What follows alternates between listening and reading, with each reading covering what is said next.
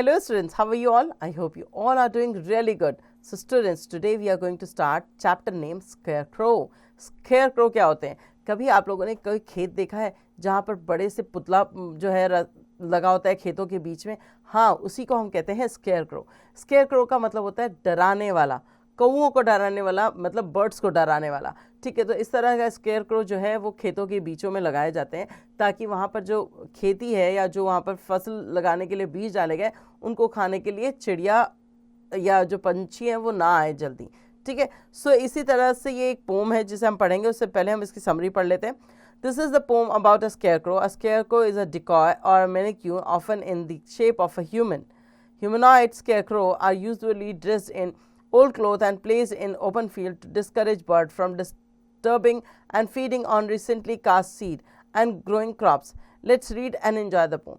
Exactly जैसे मैंने आपको बताया था कि एक स्क्रो जो होता है वो मैनिक्विन या डिकॉय जैसा होता है, मतलब एक ह्यूमन शेप में होता है. इसको पुराने कपड़े पहना दिए जाते हैं ताकि ये फील्ड में जो बर्ड्स आती हैं जो वहाँ पर आप लोगों ने जो सीड डाले होते हैं उनको खाने के लिए, उनसे उन्हें बचाया जा सके. तो बेसिकली चलिए रीड करते हैं पोम और देखते हैं इसमें क्या है. Mister Marvin went to the field, feeling very cold, feeding all his favorite crows from a wooden bowl.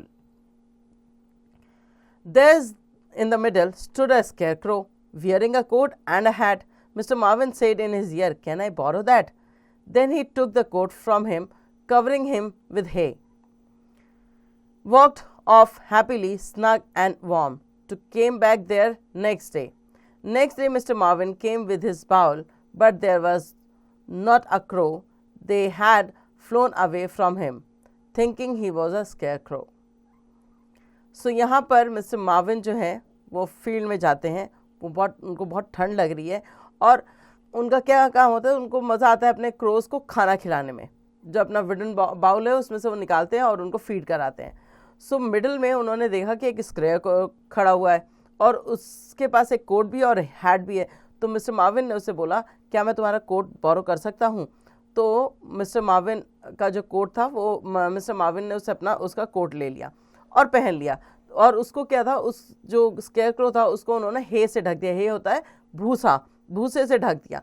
और अब मिस्टर मार्विन जो थे वो अपने आप को गर्म फील कर रहे थे, वो अपने वहाँ से वॉक करते हुए चले गए. नेक्स्ट डे जब वो वहाँ से वापस आए तो उनके बाउल में कुछ भी नहीं बचा था. क्यों? क्योंकि कोई क्रो उनके पास आ ही नहीं रहा था, क्योंकि सारे क्रोज ये समझ रहे थे कि वो स्केयरक्रो है. सो ये थी एक पोम, बहुत छोटी सी, बहुत इंटरेस्टिंग सी, कि एक स्केयरक्रो का कपड़ा पहनने से मिस्टर मार्विन को भी जो क्रो थे जिनको वो रोज़ खाना खिलाते थे वो डर के मारे उनके पास नहीं आ रहे थे.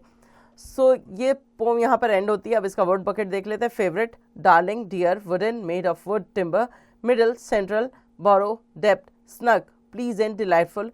Next, following. Think and answer.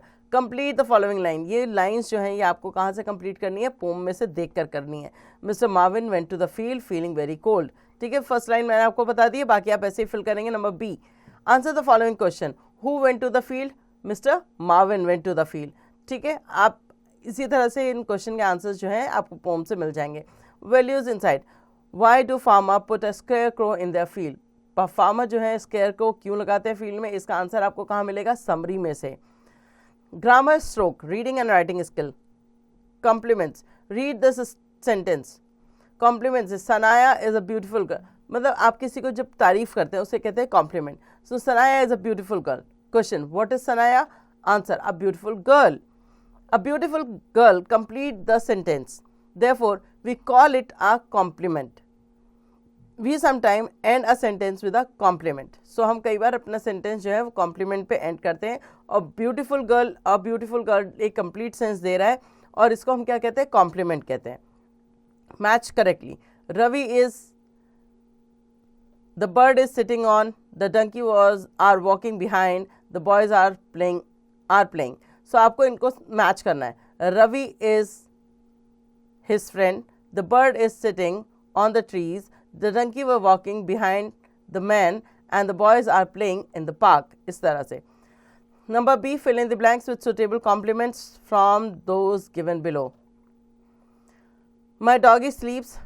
Number 2 पे शी इज वॉकिंग. नंबर 3 पे the old women standing near him is. We reach the station, the books are lying. और इन में आपको भरना क्या है, ये जो बॉक्स में दिया है, on time, in the kitchen, his grandmother, in his kennel, on the table, the dog sleeps in his kennel. ठीक है, नंबर 1 मैंने आपको फिल करके बता दिया, अब आगे के आप खुद करेंगे। Nouns that we can count are countable nouns and noun that we cannot count are called uncountable noun। जिस चीज़ को हम काउंट कर सकते हैं उसे काउंटेबल नाउन कहते हैं, और जिस चीज़ को हम काउंट नहीं कर सकते that is called uncountable. Uncountable में आपका वाटर, मिल्क, इस तरह की चीज़ें आ जाती हैं।